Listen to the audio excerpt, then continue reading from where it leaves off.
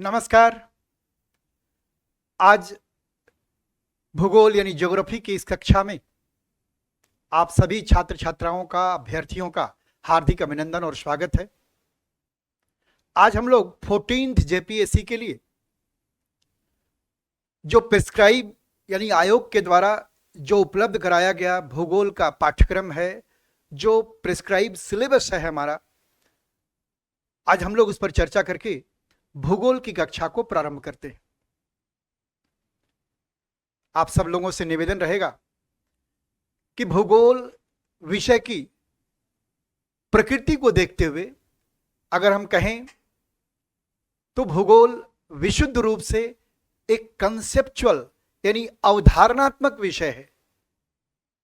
इस विषय को पढ़ने और इसको याद रखने का तरीका भी दूसरे अन्य विषयों से अलग है। भूगोल विषय पढ़ने में जितना आनंद आता है, याद रखना भी उतना ही आसान है। लेकिन देखेंगे कि जब भी हम किसी विषय को पढ़ते हैं, खास करके हाल के दिनों में स्टेट पीसीएस से रिलेटेड जो भी परीक्षाएं आयोजित हुई है, चाहे बिहार में, झारखंड में, उत्तर प्रदेश में, मध्य प्रदेश में या राजस्थान में, उनमें जो पूछे जाने वाले प्रश्नों की प्रकृति है वो इंफॉर्मेटिव भी है, वो कंसेप्चुअल भी है और वो कार्टोग्राफिक भी है। यानी अगर हम देखें तो जो पूछे जाने वाले प्रश्न हैं वो फैक्चुअल भी हैं, यानी तथ्यात्मक हैं, लेकिन कुछ प्रश्न जो हैं वो अवधारणात्मक प्रकृति के हैं, यानी कंसेप्चुअल लेवल के हैं, जिनको केवल फैक्चुअली पढ़ करके, वन लाइनर याद रख करके हम उसका उत्तर नहीं दे सकते। और कुछ प्रश्न तो ऐसे हैं जिसको मानचित्र के माध्यम से अगर आप याद रखते हैं तो आपके लिए उत्तर देना सबसे आसान है। तो जो प्रश्न की प्रकृति है वो हमने क्या बताया, वो तीनों स्तरों का, वो इंफॉर्मेटिव भी है, वो कंसेप्चुअल भी है, वो कार्टोग्राफिक भी है। तो हम पूछे जाने वाले प्रश्नों की प्रकृति को ध्यान में रख करके अगर हम अपना भूगोल विषय का पाठ्यक्रम तैयार करें तो मुझे नहीं लगता कि कोई भी प्रश्न आपसे छूटेगा।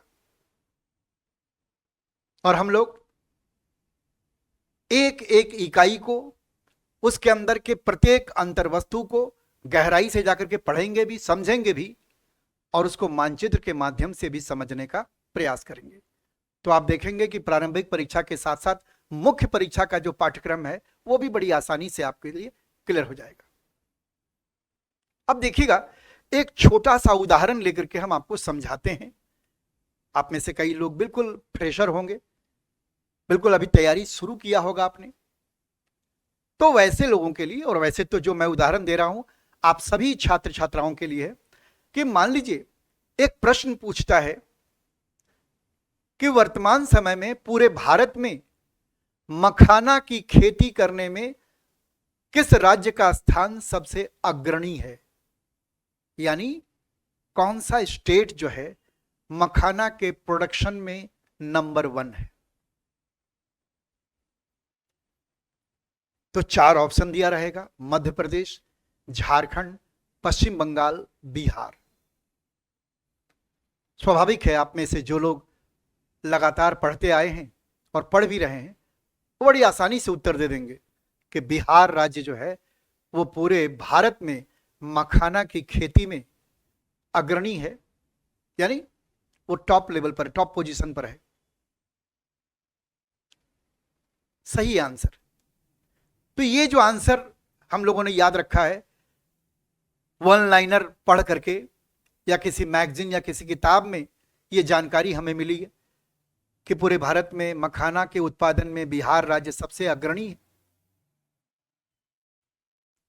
लेकिन अगर यह प्रश्न पूछा जाता है, प्रश्न आपका यह देता है कि बिहार राज्य में मखाना के उत्पादन में किन सहायक तत्वों का योगदान रहा है? ऐसा मुख्य परीक्षा में भी पूछ सकता है, ऐसा प्रारंभिक परीक्षा में भी पूछ सकता है, और प्रारंभिक परीक्षा में ऐसा पूछ करके 4 या 5 क्या है या 4 ही विकल्प दे देगा आपको कि क्या कारण है कि बिहार में, खास करके बिहार के उत्तरी इलाके में, विशेष करके देखिएगा मिथिलांचल का जो इलाका है, दरभंगा है, पूर्णिया है, मधुबनी है, सहरसा है, इन इलाकों में आप देखिएगा मखाना की खेती खूब होती है, क्योंकि उन इलाकों में ग्रामीण क्षेत्रों में छोटे बड़े जलाशय, तालाब बहुत संख्या में है, इसलिए सबसे अधिक उत्पादन वहीं होता है। अब एक प्रश्न उठता है कि मखाना की खेती बिहार में ही सबसे ज्यादा क्यों है, तालाब तो और भी राज्यों में है। तो देखिए, सबसे बड़ी बात है कि परंपरागत रूप से मखाना के प्रसंस्करण का, यानी मखाना को प्रोसेस करने का, ऐसा नहीं कि मखाना जिस रूप में हमें बाजार में उपलब्ध मिलता है उसी रूप में वो तालाब से निकलता है, जी नहीं। काले काली गोली की तरह देखिएगा मखाना निकलता है, फिर इसको बालू में सेका जाता है, जैसे आप पॉपकॉर्न वगैरह सेकते हुए देखते हैं वैसे ही, और फिर इसको पीटा जाता है। लेकिन सेकने और पीटने के बीच भी प्रक्रिया है, उनको कई चरणों में सेका जाता है। तो ये जो मखाना को तालाब से निकाल करके सुखाना, फिर इसको भूनना और फिर इसको पीटना, ये पीढ़ी दर पीढ़ी चली आ रही परंपरागत पेशे का ही प्रभाव है। वहां के स्थानीय किसानों को, वहां के स्थानीय व्यवसायियों को पिछले कई पीढ़ियों से मखाने के प्रसंस्करण का जो अनुभव है उनके पास उपलब्ध है। नंबर दूसरा, सरकार के द्वारा दी जाने वाली सुविधाएं। तो कैसी सुविधा? सरकार के द्वारा मखाना उत्पादन के लिए अब लोगों को विशेष तौर पर प्रशिक्षित किया जा रहा है, उनको उससे संबंधित संसाधन उपलब्ध कराए जा रहे हैं। जो काम पहले मशीनों के, पहले हाथ से होता था, अब उसके लिए नई नई मशीनें आई हैं ताकि उसका उत्पादन और बढ़े और पूरे भारत में जो इसकी बढ़ी हुई मांग है उसको पूरा किया जा सके, उस व्यवसाय में लगे हुए लोगों का लाभ बढ़ाया जा सके। इसके अलावा सरकार ने बाजार उपलब्ध कराया है, एनजीओ के माध्यम से, यानी गैर सरकारी संगठनों के माध्यम से सरकार ने मखाना के व्यापार के लिए, बिक्री के लिए बाजार उपलब्ध कराया है। इसके अलावा देखिएगा, हाल के वर्षों में देश के लोगों में स्वास्थ्य के प्रति जागरूकता बढ़ी है और मखाना एक बहुत कई जगह अत्यंत पोषक चीज है, जिसमें आप अगर देखेंगे तो प्रचुर मात्रा में कैल्शियम है, मैग्नीशियम है, फास्फोरस है, आयरन है। कैल्शियम तो बहुत प्रचुर मात्रा में। अब तो चिकित्सक भी सलाह देते हैं कि जिन व्यक्तियों के शरीर में कैल्शियम की कमी है, कुछ लोग पहले कैल्शियम की गोली खा लेते थे, लेकिन जब से बाजार में अब ये सगुफा उड़ा है कि नहीं कैल्शियम की गोली में जानवरों की हड्डियों का इस्तेमाल किया जाता है, तब लोग अब उसकी उपेक्षा कर रहे हैं। और अब देखिएगा कि मखाना को कैल्शियम के एक महत्वपूर्ण स्रोत के रूप में लोग ग्रहण कर रहे हैं। ये पाचन तंत्र के लिए भी उत्तम है, इसमें पर्याप्त मात्रा में फाइबर भी है, पर्याप्त मात्रा में प्रोटीन है इसमें, और इसलिए इसको एक स्टेपल फूड के रूप में देखा जा रहा है। और बाजार में जैसे जैसे इसकी मांग बढ़ रही है, इसकी कीमत में भी लगातार वृद्धि हो रही है, क्योंकि अब इसका उपयोग और उपभोग करने वाले लोगों की संख्या बढ़ रही है। और आप कह सकते हैं कि आर्थिक रूप से मखाने का जो व्यवसाय है अत्यंत लाभकारी है। इसलिए अब देखिएगा, बिहार राज्य में खास करके उत्तर बिहार से जो बड़ी मात्रा में पलायन होता था, अब पलायन भी धीरे धीरे कम हुआ है। तो आप खुद सोचिए, मखाना ने तो बिहार के लोगों के लिए, खासकर ग्रामीण क्षेत्र में रहने वाले लोगों के लिए तो ये एक क्रांतिकारी बदलाव लेकर के आया है। तो जब इतनी चारी को क्या है कि भाई मखाना के उत्पादन में कौन सबसे अग्रणी था, बिहार, ये आपका क्या हो गया, इंफॉर्मेटिव क्वेश्चन हो गया। लेकिन क्या कारण है कि मखाना के उत्पादन में बिहार में बड़ी संख्या में मजदूर लग रहे हैं, और क्या कारण है कि मखाना बिहार के लिए सफेद सोना बनके उभरा है? तो आप जो हमने जानकारी दी वो क्या था भाई, कंसेप्चुअल है। उसमें क्या है, अगर आप उसको उस तरह से पढ़ते हैं तो मुख्य परीक्षा के लिए भी आपका उत्तर तैयार हो जाता है, और प्रारंभिक परीक्षा के लिए भी कि कौन कौन से तत्व हैं मखाना में, कौन कौन से रासायनिक तत्व हैं मखाना में, ये भी आपको मालूम चल गया। मखाना का उत्पादन इतना लाभकारी क्यों है, क्यों इसको बिहार के लिए सफेद सोना कहा जा रहा है, तो मैंने वो भी बताया। तो वो कंसेप्चुअल हो गया। अब अगर भारत के मानचित्र में कहा जाए कि भारत में सर्वाधिक मखाना उत्पादन करने वाले क्षेत्र, तो आपको बिहार के उत्तरी इलाके में दरभंगा, सहरसा, मधुबनी, इन क्षेत्रों को चिन्हित करना होगा। तो वो क्या है भाई, वो क्षेत्र क्या है, तो ध्यान रखिएगा, वो क्षेत्र जो है वो क्या कहलाता है, वो इलाका मिथिलांचल का इलाका कहलाता है। अगर ये भी पूछे कि बिहार में कौन सा राज्य जो है इसके लिए अग्रणी है, वो तो बता दिए। अब अगर क्वेश्चन ये पूछे कि बिहार के कौन से जिले मखाना के लिए महत्वपूर्ण है, तो आपका उत्तर वो हो जाएगा। इस तरीके से भूगोल विषय को जब आप तैयार कीजिएगा तो इसमें इंफॉर्मेटिव क्वेश्चन को भी लेकर चलना है, कंसेप्चुअल क्वेश्चन को भी लेकर चलना है, और कार्टोग्राफिक क्वेश्चन को भी लेकर के चलना है। आप देखेंगे जेपीएससी तो क्या, भविष्य में अगर आप यूपीएससी की तैयारी में संलग्न है तो आपका वो सपना भी पूरा हो जाएगा, अगर इस तरीके से हम लोग पढ़ें। अब आइए जरा हम लोग चर्चा कर लें कि हमारे जेपीएससी में सामान्य अध्ययन के अंतर्गत जेपीएससी में भूगोल विषय से संबंधित जो पाठ्यक्रम प्रिस्क्राइब किया गया है कमीशन के द्वारा, आयोग के द्वारा, वो क्या है। तो ध्यान रखिएगा कि मैंने उसके लिए है ना अपने हाथ से ही लिख दिया है, ताकि लिखते समय है ना खराब ना हो। सबसे पहले देखिएगा कि जो हमारा सिलेबस है वो है भारत का भूगोल। इसका मतलब स्पष्ट रूप से दिमाग में रखिएगा कि भूगोल विषय में खास करके प्रारंभिक परीक्षा का जो पाठ्यक्रम है उसमें भूगोल विषय के अंतर्गत आपको विश्व के भूगोल का अध्ययन नहीं करना है, आपको सिर्फ और सिर्फ भारत के भूगोल का अध्ययन करना है। मुख्य परीक्षा में कुछ एक टॉपिक ऐसा है जिसको हम वैश्विक स्तर पर पढ़ते हैं, जैसे कॉन्टिनेंटल ड्रिफ्ट का सिद्धांत है, महाद्वीपीय विस्थापन का सिद्धांत जिसको आप कहते हैं। ऐसे ही भूगोल से संबंधित कुछ अवधारणात्मक जो टॉपिक है उसको आपको वैश्विक स्तर पर पढ़ लेना है। बाकी क्या है, भारत का भूगोल ही आपका पाठ्यक्रम। अब इस पाठ्यक्रम में मुख्य रूप से 4 इकाई दी गई है, और ये 4 इकाइयां ही हमें पढ़नी है। और ये 4 इकाई कौन कौन सा है भाई, जरा हम ये भी देख लें, है ना। तो ये 4 इकाई में सबसे पहला है ना सामान्य भूगोल, यानी जनरल ज्योग्राफी।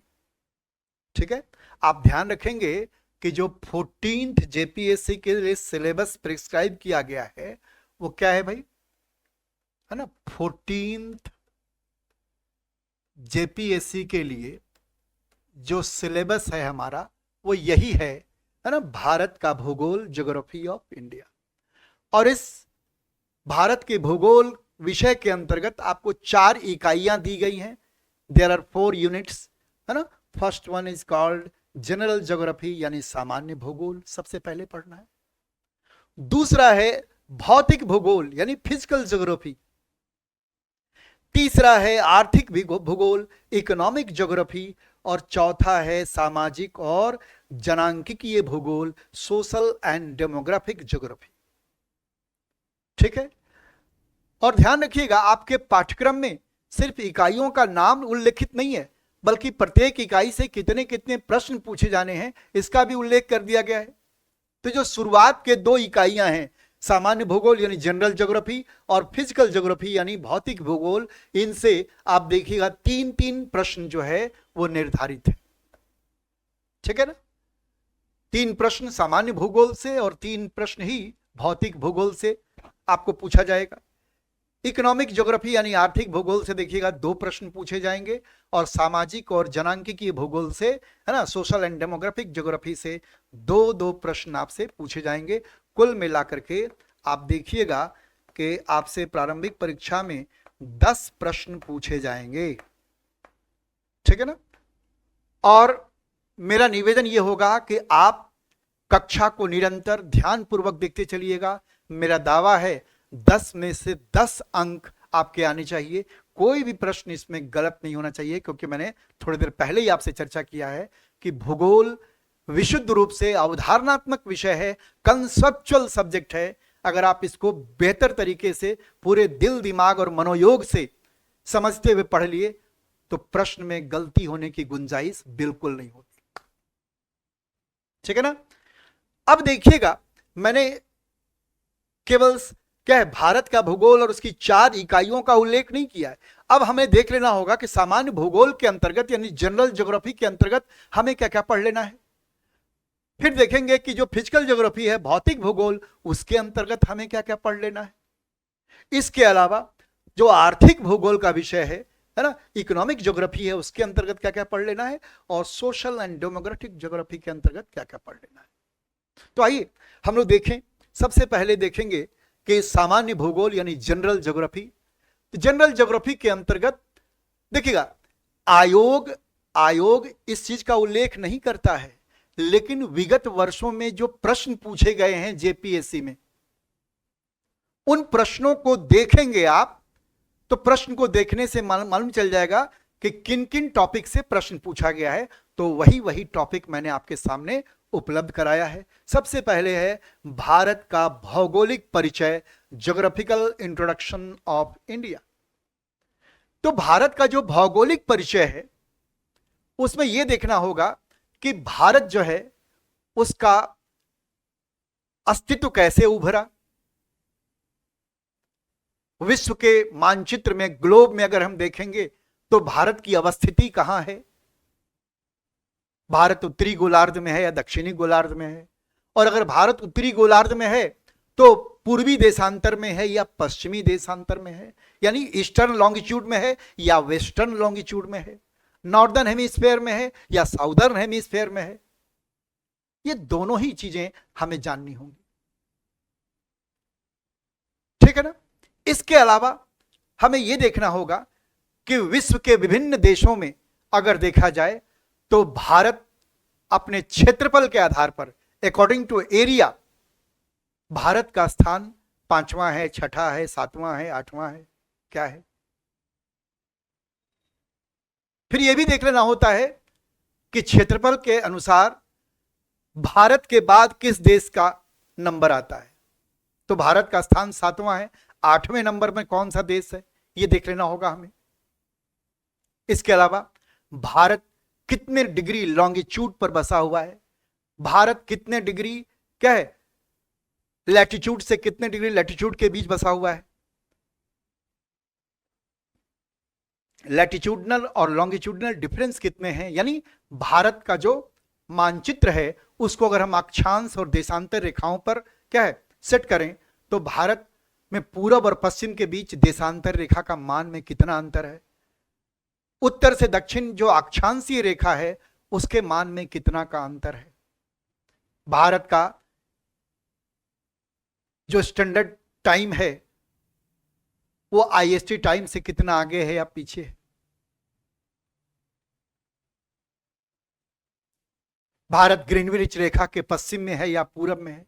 ये सारी चीजों को हम लोग देख लेते हैं। इसके अलावा हमें इसमें भी देख लेना होगा कि हमारे पड़ोसी देश कौन कौन है। ठीक है ना? इसके अलावा भारत कैसा देश है, डेमोक्रेटिक है, सेमी डेमोक्रेटिक है, या मोनार्कियल गवर्नमेंट है यहां। इसके अलावा उत्तर से लेकर दक्षिण और पूरब से लेकर पश्चिम तक भारत की लंबाई और चौड़ाई कितनी है, वगैरह वगैरह देखिएगा प्रश्न हम लोग इसमें पूछेंगे। दूसरा है कि भारत का उद्भव, द इमर्जेंस ऑफ इंडिया। हम लोग पढ़ेंगे इसमें कि भारत माने आज से करोड़ों वर्ष पहले देखिएगा तो आज जो हम विश्व का मानचित्र निकाल कर देखते हैं जिसमें महासागरों के ऊपर महादेश क्या हुआ बिखरे हुए दिखाई पड़ते हैं, पहले ऐसा नहीं था।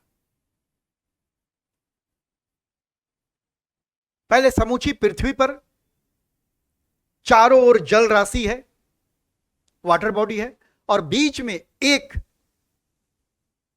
लैंड मास था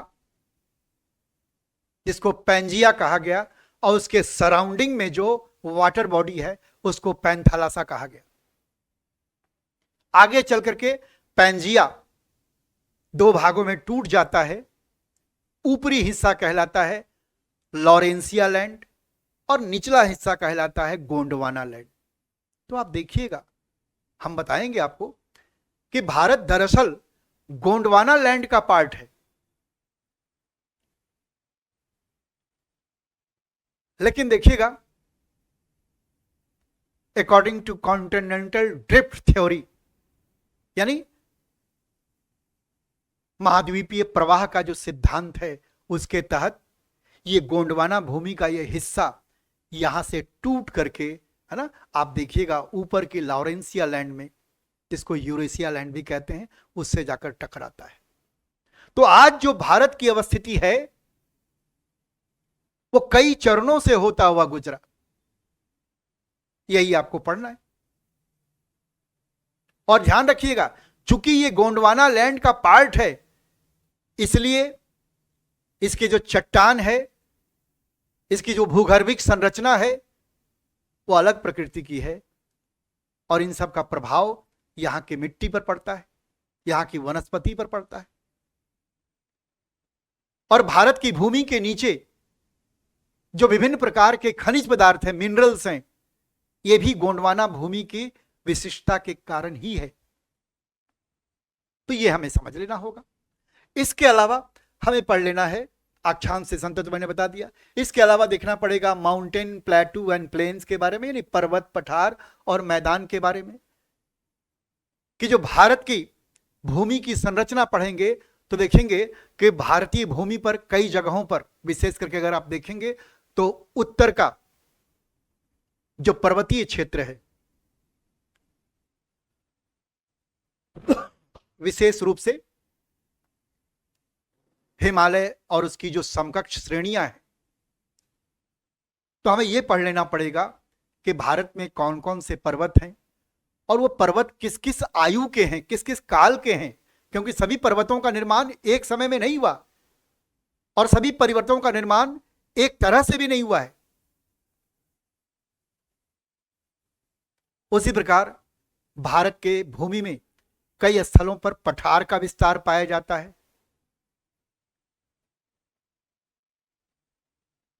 भारत की भूमि कृषि प्रधान भूमि है और इसका सबसे बड़ा कारण है कि भारत भूमि में मैदान का हिस्सा सर्वाधिक है। इसके बाद अगर आप देखिएगा तो भारत का जो लैंड और सी बॉर्डर है, स्थलीय और समुद्री सीमा है, वो कितनी कितनी है। अभी आपको हम बताएंगे कि जो नया अध्ययन हुआ है और जो नई रिपोर्ट आई है उसके अनुसार भारत में जो समुद्र तटीय रेखा है उसकी लंबाई बढ़ गई है। आप कहेंगे सर भारत तो वही है, लंबाई कैसे बढ़ जाएगी। हम बताएंगे आपको कि जो समुद्र तटीय सीमा रेखा है उसको मेजर करने का तरीका बदल गया, इससे लंबाई बढ़ गई है। ठीक है ना।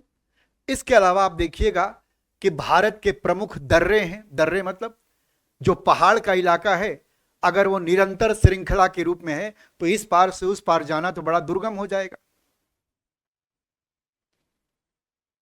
खास करके यातायात और वस्तुओं का एक स्थान से दूसरे स्थान तक जो ट्रांसपोर्टेशन है वो बड़ा टफ हो जाता है। तो मानवीय प्रयास से, मैनमेड एफर्ट से आप देखेंगे कि उन इलाकों में जहां पर पहाड़ की ऊंचाई कम होती है मनुष्य उन इलाकों को काट करके, है ना, आर पार जाने के लिए रास्ता बना लेता है, जिसको कहते हैं दर्रा, अंग्रेजी में कहते हैं पास। तो भारत में आप देखेंगे हिमालय की पर्वत श्रृंखला में भी कई दर्रे हैं, पश्चिमी घाट और पूर्वी घाट में भी कई दर्रे हैं। ठीक है, इसके अलावा आप देखेंगे भारत में जो प्रमुख बंदरगाह है, मेजर पोर्ट्स हैं, उनके बारे में हम लोग चर्चा कर लेंगे। तो ये सब पढ़ लेंगे किसमें, हम लोग भारत के सामान्य भूगोल में, जनरल ज्योग्राफी में। ठीक है, इसके बाद आते हैं हम लोग भारत का भौतिक भूगोल, है ना, फिजिकल ज्योग्राफी ऑफ इंडिया। इसमें आप मुख्य रूप से देखेंगे तो भारत का भौतिक विभाजन यानी फिजिकल डिवीजन ऑफ इंडिया हम लोग पढ़ेंगे, जिसमें देखेंगे कि भारत का अगर भौगोलिक, है ना, भौतिक विभाजन किया जाए भारतीय भूगोल का, तो आप देखेंगे कि भारत के स्थलाकृति में कई जगहों पर, अभी हमने बताया आपको कि भारत का खास करके जो उत्तरी इलाका है, उत्तरी सीमा है, तिब्बत और चीन के साथ मिलती है, वहां पर निरंतर लगभग 2500 किलोमीटर की क्या है, एक सीमा बनाते हुए हिमालय पर्वत श्रृंखला खड़ी है। तो उत्तर का पर्वतीय क्षेत्र, गंगा और ब्रह्मपुत्र का मैदानी इलाका, दक्कन का पठार, पूर्वी और पश्चिमी समुद्र तटीय मैदान, पश्चिम का मरुस्थल यानी वेस्टर्न डेजर्ट, ये सब हम लोग पढ़ लेंगे भारत के भौतिक विभाजन में। लेकिन याद रखिएगा सबसे ज्यादा प्रश्न और सबसे ज्यादा कॉन्सेप्ट आपको इसी टॉपिक में पढ़ने का अवसर मिलेगा। ठीक है ना। इसके बाद देखेंगे भारत की जलवायु कैसी। चूंकि भारत का उत्तरी इलाका विशाल हिमालय पर्वत से संरक्षित है, अतः दक्षिण पश्चिमी मॉनसून से आने वाली हवाएं वहां रोक दी जाती हैं हिमालय पर्वत श्रृंखला के द्वारा, और भारतीय इलाकों में पर्याप्त और प्रचुर वर्षा कराई जाती है। इसलिए यहां की जलवायु भी बड़ी विशिष्ट है। यहां पश्चिम के इलाके में अरब सागर, पूरब के इलाके में बंगाल की खाड़ी और दक्षिण में हिंद महासागर है। यहां से जो मानसूनी हवाएं प्रवेश करती हैं वो अपने साथ पर्याप्त मात्रा में वर्षा भी लाती हैं। फलस्वरूप भारत के विभिन्न इलाकों में पर्याप्त वर्षा भी होती है, और ये वर्षा भी यहां की जलवायु को प्रभावित करता है। समुद्र तल से ऊंचाई ये भी जलवायु को प्रभावित करता है। वन का क्षेत्र ये भी जलवायु को प्रभावित करता है। समुद्री जलधाराएं ये भी वर्षा को प्रभावित करता है, जलवायु को प्रभावित करता है। तो भारत की जलवायु किन किन विशेषताओं से युक्त है ये हम लोग पढ़ लेंगे इसमें। इसके बाद अगर आप देखें तो भारत की मिट्टी कैसी है। एक चीज ध्यान रखिएगा, चट्टानों के टूटने फूटने से ही मिट्टी का निर्माण होता है। मैंने क्या बताया, चट्टानों के टूटने फूटने से ही मिट्टी का निर्माण होता है, यानी चट्टान जैसा होगा मिट्टियां भी वैसी ही होंगी। तो भारत के कई इलाकों में अवसादी चट्टान है, यानी सेडिमेंट्री रॉक है। कई इलाके में आग्नेय चट्टान है, इग्नियस रॉक है, और इग्नियस रॉक भी दो प्रकार का है, बेसाल्ट एंड ग्रेनाइट। भारत के कई इलाके में रेड सॉइल है। भारत के कई इलाके में मेटामॉर्फिक रॉक है। तो मेटामॉर्फिक रॉक मतलब रूपांतरित चट्टान है, उसके टूटने फूटने से अलग किस्म की मिट्टी बनती है। तो भारत की मिट्टी यहां के चट्टानों पर निर्भर करती है। और याद रखिएगा भारत के जिस जिस इलाके में जैसी जैसी मिट्टी पाई जाएगी वैसी वैसी फसल भी क्या है, उपजेगी। तो याद रखेंगे कि भारत की मिट्टी पढ़ लेंगे। इसके बाद हम लोग पढ़ लेंगे भारत की नदियां और अपवाह तंत्र, यानी reverse and drainage system of India. हम जानते हैं कि भारत नदियों का देश है। भारत में जब हम नदियों को पढ़ते हैं तो दो भागों में बांट कर पढ़ते हैं, उत्तर भारत की नदियां और प्रायद्वीपीय भारत की नदियां। जो उत्तर भारत की नदियां हैं उनको हम सदा नीरा कहते हैं। सदा नीरा का मतलब है चूंकि उन नदियों का जो स्रोत है हिमालय के विभिन्न चोटियों में जो ग्लेशियर है, उन ग्लेशियर के पिघलने के परिणाम स्वरूप जो जल उन नदियों में आता है रिस रिस करके, वो सालों भर, कम या अधिक सालों भर देखिएगा वहां पानी उपलब्ध रहता है, इसलिए कहा गया उनको सदा नीरा। लेकिन जो प्रायद्वीपीय भारत की नदियां हैं, उनमें साल के उन महीनों में जब यहां प्रचुर मात्रा में मानसूनी वर्षा होती है, पर्याप्त जल राशि होती है, और इसलिए नदियों के जल के बंटवारे को लेकर विवाद भी है। कावेरी जल को लेकर विवाद है, माने कावेरी जल के बंटवारे को लेकर विवाद है। नर्मदा और ताप्ती जल के, इन ताप्ती नदियों के जल को बंटवारे के लिए विवाद है। इसके अलावा आप देखेंगे कि भारत में झील यानी लेक और वाटरफॉल्स यानी जलप्रपात कौन कौन से हैं। इसके अलावा जो multi project river valley project है ना, यानी मल्टीपर्पज रिवर वैली प्रोजेक्ट, बहुउद्देशीय नदी घाटी परियोजना, इनके बारे में भी पढ़ लेना है। जैसे हमने झारखंड में पढ़ लीजिए, दामोदर घाटी परियोजना है, यह भी बहुउद्देशीय परियोजना है। भाखड़ा नांगल परियोजना बहुउद्देशीय परियोजना है। उत्तरी गंगा कैनाल बहुउद्देशीय परियोजना है। ठीक है ना। तो इन सब के बारे में पढ़ लेना है भारत के भौतिक भूगोल में।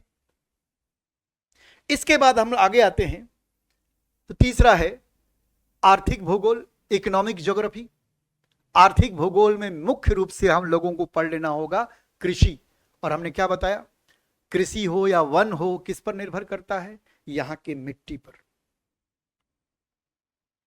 और मिट्टी किस पर निर्भर करता है, यहां के चट्टान पर।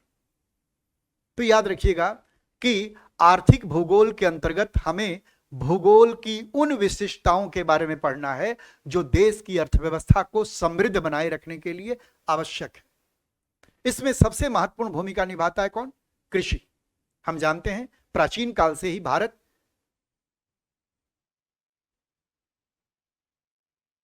कृषि मामले में एक आत्मनिर्भर देश रहा है।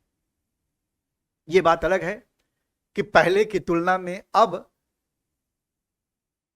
हमारे देश के कुल जीडीपी में, यानी हमारे देश के सकल घरेलू उत्पाद में कृषि का योगदान पहले की तुलना में घटा है। लेकिन बीच में तो और भी घट गया था, अब तो स्थिति थोड़ी सुधरी।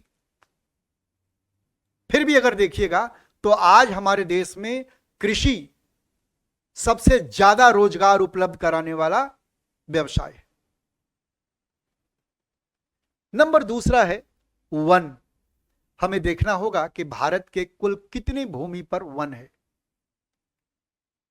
क्योंकि आदर्श रूप में कोई देश तभी आदर्श माना जाता है जब उस देश के कुल क्षेत्रफल का कम से कम 1/3, 1/3 एरिया वनों से घिरा हुआ हो, यानी फॉरेस्ट से कवर्ड हो।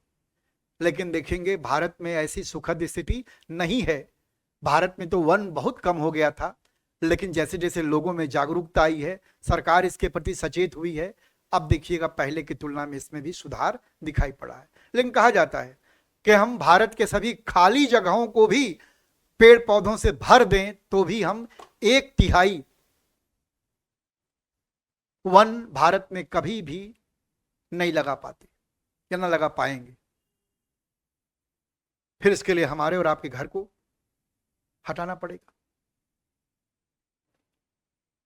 अब इसके अलावा देखिएगा कि खनिज संपदा, आजादी के बाद अगर आप देखें तो भारत औद्योगिक रूप से एक महत्वपूर्ण देश के रूप में उभरा, क्योंकि बदलते विज्ञान और तकनीक ने पृथ्वी के गर्भ में समाई हुई खनिज पदार्थों को उत्खनित करके उससे वस्तुओं के निर्माण में हम धीरे धीरे अग्रणी होते चले गए। इस मामले में हमने कई आर्थिक रूप से और औद्योगिक रूप से समृद्ध देशों का सहयोग भी लिया और अपने देश का औद्योगिक विकास किया। लेकिन देखेंगे खास करके वैश्वीकरण की प्रक्रिया के बाद, आफ्टर ग्लोबलाइजेशन, हम देखेंगे तो हमारे देश में जो इंडस्ट्रीज है वो अब पहले की तुलना में ज्यादा बेहतर स्थिति में।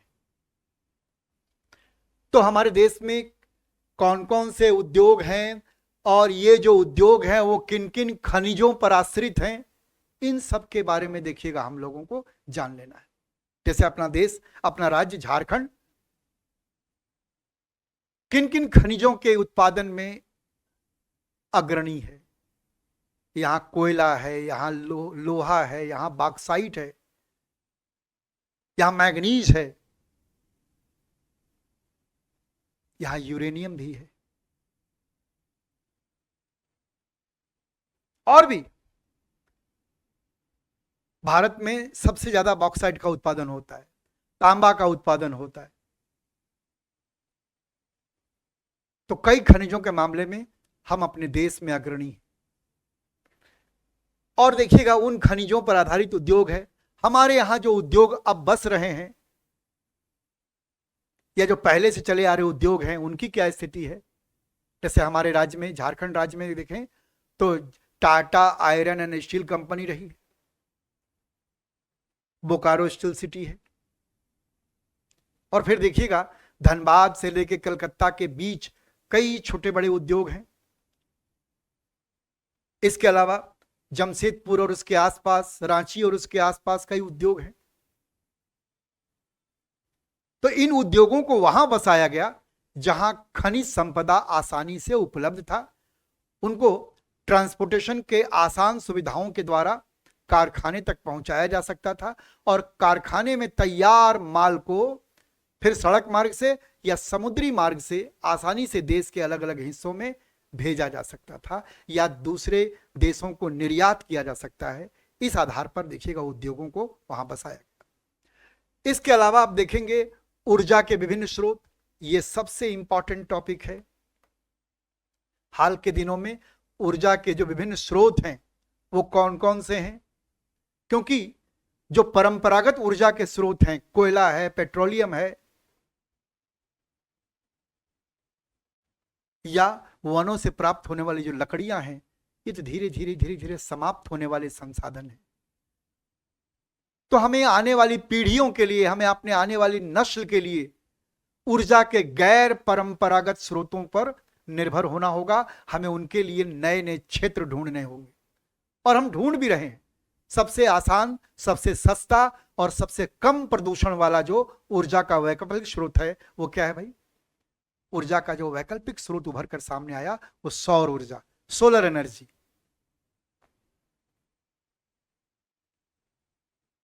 हाइडल पावर प्रोजेक्ट,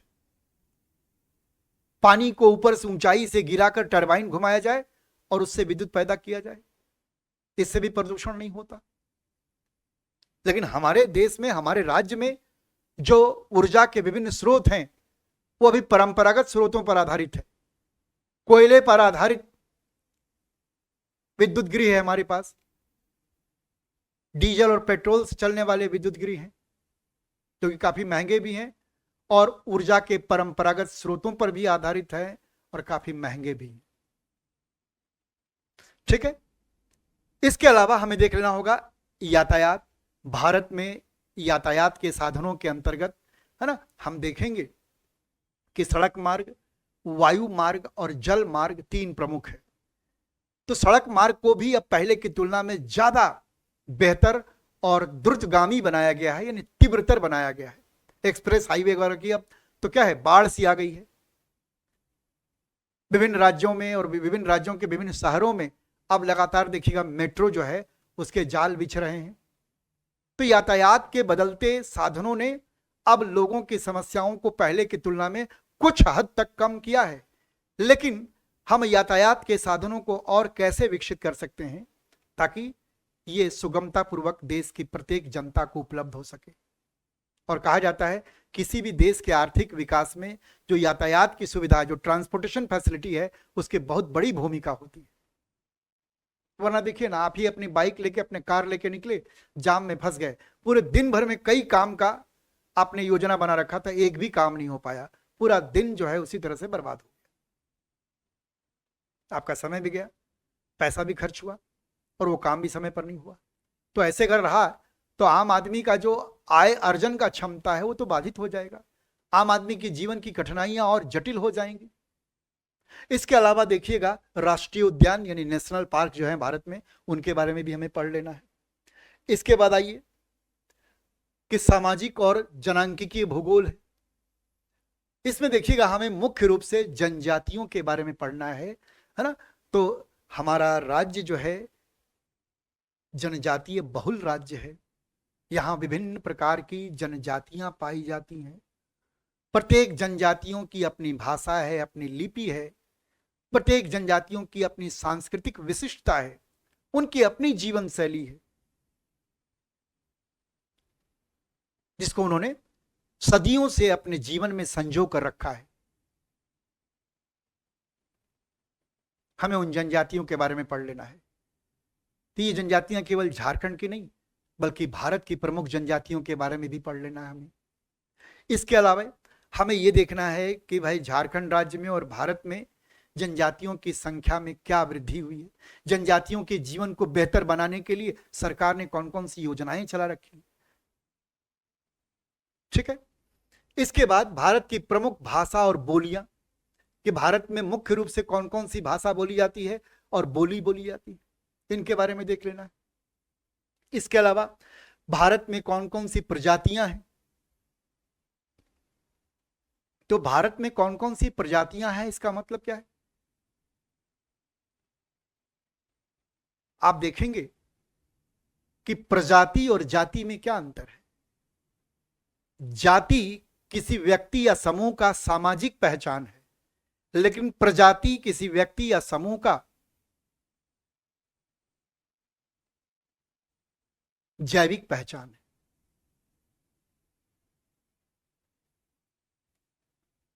कौन सी प्रजाति कहां से उत्पन्न हुई और वो प्रजातियां भारत कैसे आई, और भारत में पहले से रह रही प्रजातियों के साथ उनका मिलन होने के कारण कौन सी नई प्रजातियां उभर कर सामने आई, उन सब के बारे में हमें पढ़ लेना है। जैसे आपने पढ़ा होगा कॉकेसाइड, प्रोटोस्टलाइड, मंगोलाइड, निग्रोइड, ये सब प्रजातियां। इसके अलावा जनगणना संबंधी रिपोर्ट, हालांकि अभी भी हमें 2011 की जनगणना के प्राप्त या उपलब्ध आंकड़े पर ही निर्भर रहना पड़ता है, क्योंकि नई जनगणना हुई नहीं, और हुई भी है तो उसके रिपोर्ट हमारे सामने उपलब्ध नहीं है। इसलिए हम और आप दोनों बाध्य हैं कि हम 2011 की जनगणना को आधार बना करके आवश्यक जानकारियां उपलब्ध करा पाएं, उसका विश्लेषण और मूल्यांकन कर पाएं। इसके बाद अगर हम देखेंगे तो अदर्स मतलब और भी है ना, भारत और झारखंड के भूगोल से संबंधित जो अन्य जो मिसलेनियस है जानकारियां, उसको भी हम लोग पढ़ लेंगे, ताकि हमारी प्रारंभिक परीक्षा और मुख्य परीक्षा में कोई भी प्रश्न हमसे ना छूटे। यहां तक कि अगर हमसे इंटरव्यू में, साक्षात्कार में भी कोई प्रश्न पूछे तो हमसे ना छूटे। ठीक है ना।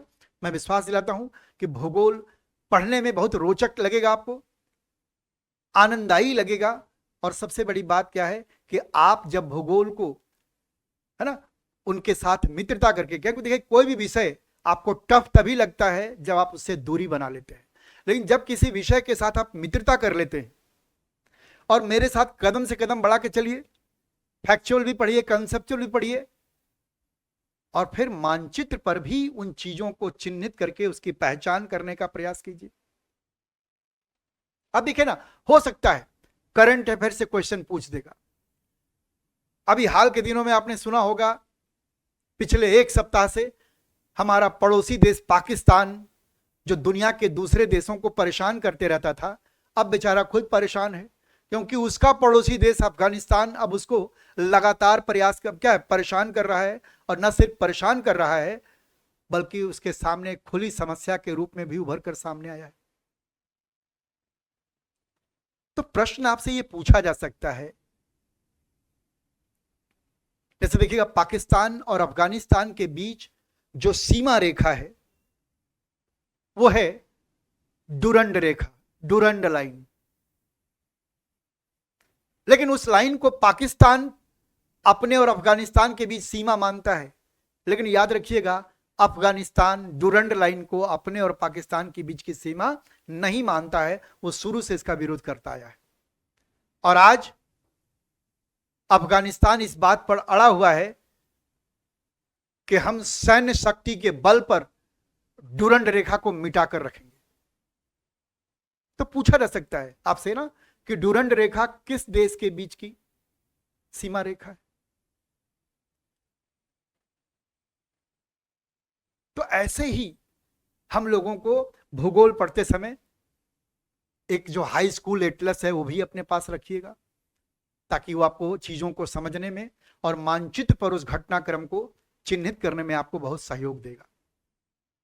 ठीक है, तो आइए हम लोग पाठ्यक्रम को समझने के बाद, पाठ्यक्रम में किस किस है ना टॉपिक को हमें पढ़ लेना है, उन सबको हम लोग बारी बारी से पढ़ना शुरू करते हैं।